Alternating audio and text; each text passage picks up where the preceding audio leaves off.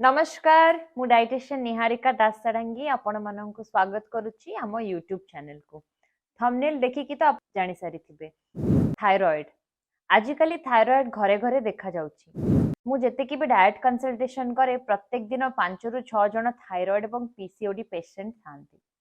काहे कि झियो माने किंबा पुरुष माने थायराइड रे सफर करउचंती। हां आज्ञा पुरुष माने भी आमे भाबी थाउ थायराइड केवल झियो माननकु हेइ थाए पुरुष माननकु हेइ न थाए ना थायराइड उभय पुरुष एवं महिला माननकु हेइ थाए।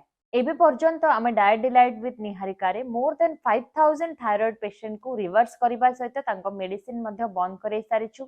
थायराइड रो सबुतक सिम्पटम्स को समाने नियंत्रण रे आनी पारुछंती।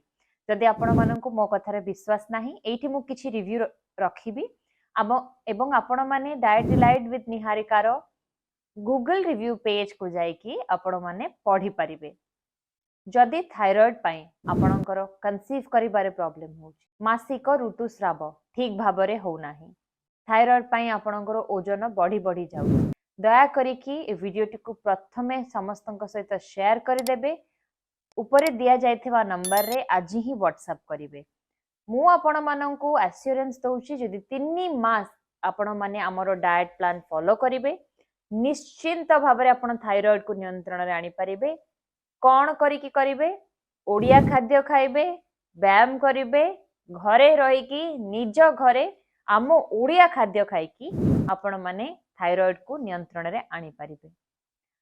आपण को हुए तो कथाटा ठीक लागु नथिबो किंतु केते दिन आपण मेडिसिन खाइबे आज 25 काली 50 तापरे 75 तापरे 100 एमती धीरे धीरे भाबरे थायराइड रो डोजेस बढ़ी बढ़ी चलिबो।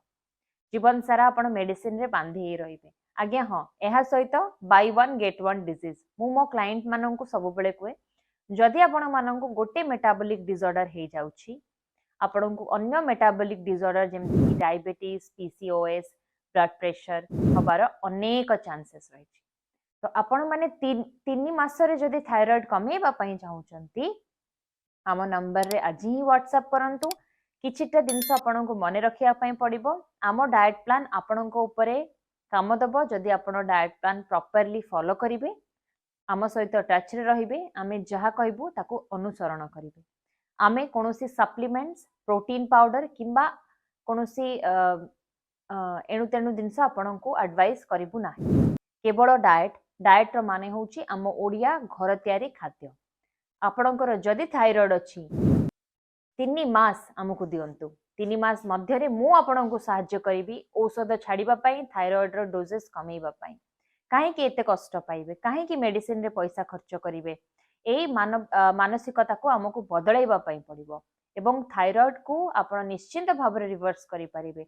कोनोसी भी डॉक्टर आपणको प्रथम थार थायराइड बाहरिले मेडिसिन दियंती नाही।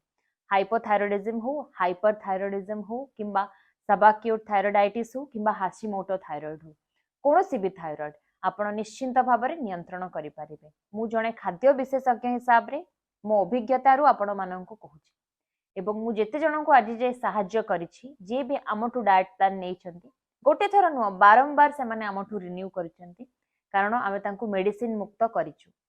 एहा एक पेड सर्विस जदि आपण डाइट प्लान नबा पई चाहिबे ताहाले ही हमको व्हाट्सएप करिवे। नमस्कार एवं आम चैनल को सब्सक्राइब करिबा पई शेयर करिबा पई लाइक करिबा पई भूलिबे नाही। आपणकर थायराइड रिलेटेड कोन कोन समस्या होची कमेंट रे लिखिबे।